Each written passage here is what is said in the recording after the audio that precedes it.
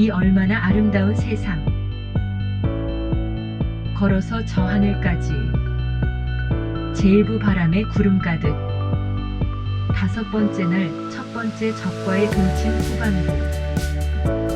가만히 생각해보니 한밤중 인적이 끊어진 외딴 산골 도로 위에 갑자기 웬 시꺼먼 그림자가 불쑥 나타나 손을 들고 차를 세운다면 기꺼이 차를 세우고 부담 없이 태워줄 사람이 누가 있을까 싶어지면서 도움은커녕 혹시 수상한 사람이라고 신고라도 한다면 괜스레 혹 때려다 혹을 붙이는 꼴이 되어 잘못도 없으면서 난처한 고생을 사과하게 되는 것이 아닌가 싶을 뿐이었다. 그렇게 언제 올지 모르는 차를 기다리는 것도 문제였는데 아무리 생각해도 공산주의 사회주의 국가의 상대방 입장에선 지금 그대로의 외국인인 나를 단순 여행자라고 쉽게 이해해주지 않을 것이 분명하기에 어쩔 수 없이 고생은 되더라도 스스로 해결하는 것이 현명할 듯 싶었다. 그렇다고 지금 발바닥의 통증으론 도저히 어둠 속을 계속 걷는다는 것은 불가능하기에 어떻게든 했을 때까지는 여기서 발바닥을 배려하면서 버티는 것만이 현명할 것 같았다.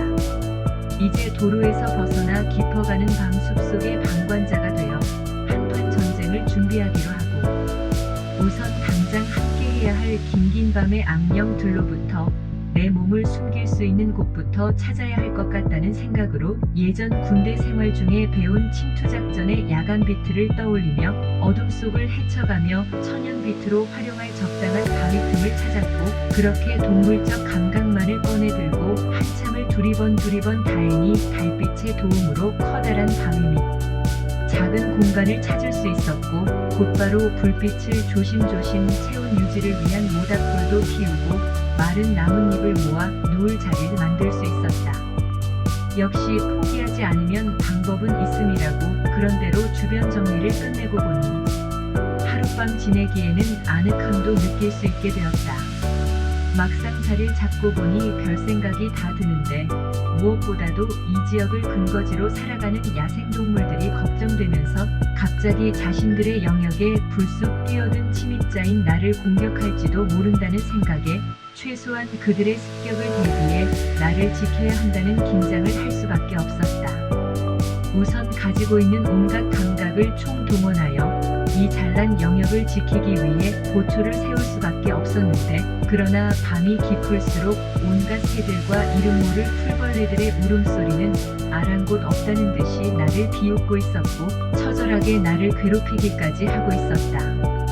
그리고 어느새 차갑게 식어버린 싸늘한 밤 공기까지 어김없이 지친 몸에 파고들면서 발끝에 매달린 통증을 더해주는데 이내 긴장이 가중되면서 감각을 잊게 해주기에 잠시 삼소갑산을 갈망정 그냥 잠이라도 들었으면 좋겠다는 생각에 깜빡깜빡 졸음에 겨워했지만 도저히 알 수 없는 두려움에 깊은 잠은 들 수가 없었다.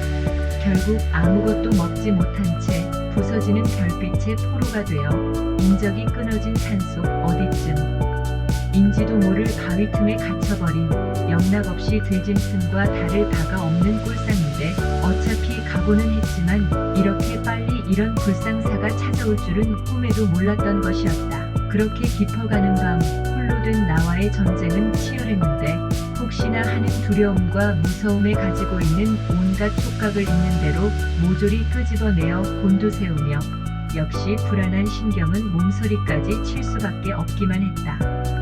그렇게 엄습하는 공포의 눈에 불을 켜고 한시도 주위의 경계를 늦출 수가 없었다.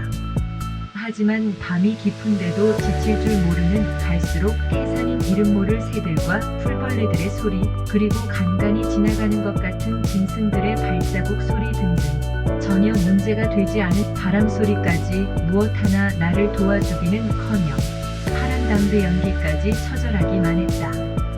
얼마나 시간이 지났는지 다시 깜빡깜빡 졸다 바람소리에 놀라기를 여러 번 다행히 아무리 한밤중이지만 라오스 시계는 멈출 줄을 몰랐기에 짙게 깔린 밤안개를 헤치며 빼앗긴 가슴에도 서서히 새벽은 찾아왔고 결국 아무 일 없다는 듯 아니 아무 일도 없을 수밖에 없는 숲속 바위 틈에서 승자도 패자도 없는 길기만 했던 적과의 동침은 끝을 알리면서 드디어 엉망진창인 가슴에도 새벽 여명이 찾아들고 있었고, 역시 길기만 했던 적과의 동침은 안도의 한숨만으로 완전히 끝이 났고, 이윽고 개심추리한 눈을 비비며 그저 아직 내가 살아있다는 비약에 감사까지 드리며 퉁퉁 부어있는 발바닥을 두축이며 다시 부지런히 도로 위로 올라와 다음 마을을 향해 걸음을 재촉할 수 있었다.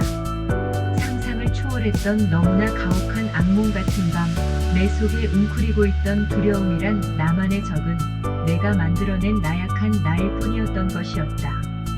비로소 무엇이 나를 그렇게 무서움에 떨게 만들었음인지 알 것 같았는데, 모름지기 그것 또한 나였음에 비로소 내 안에 살고 있는 그런 바보 같은 또 하나의 나를 꾸짖으며 모든 것이 내가 마음먹기에 달려있을 뿐이었는데 무엇을 더 두려워해야 했단 말인가. 그래, 이제 시작일 뿐인데 아직 걸어서 가야 할 많은 날들을 위해 더 이상 바보 같은 두려움은 떨쳐버림을 다짐해보고, 진정 내 삶의 나의 적은 내 마음일 뿐, 언제나 조용히 의무를 다하는 세상은 결코 나의 적이 아니었음을 되새겨본다. 감사합니다. 다음 편에서 계속됩니다.